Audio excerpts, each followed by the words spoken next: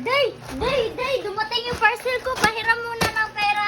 Ay, Day, wala akong pera ngayon dahil binayad ko sa utang ko kahapon. Pasensya ka na. Paano na yan, Day? Naghulat-hulat yung driver ko doon. Ay, Day, hindi ko obligasyon magbayad niyan, Day. Bayaran mo na kasi wala ka namang hiya eh. Pero ako pa walang hiya, hindi ko obligasyon magbayad niyan. Kailangan ko nahin yung sa akin kisa sa'yo. Mahiya ka naman, Day. Bigyan mo ko ng pera. Kawawa yung rider doon. Naghulat-hulat. Ikaw yung mahiya, Day. Punta ka dito sa bahay natin, tapos nanghiram ka lang, tapos ikaw pagalit.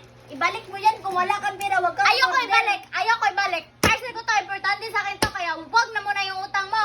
Bayaran mo. Importante yung sa akin, Day, kaysa yung sa'yo. Wala akong paki sa'yo. Mas importante to, Day. Mas importante to sa buhay mo. Sa iba ka na lang manghiram, Day. Wag na sa akin, wala na akong pera. Wala kang pera. Ang mukha mo. Permin mo nga ako ng pera. Wala akong pera dito.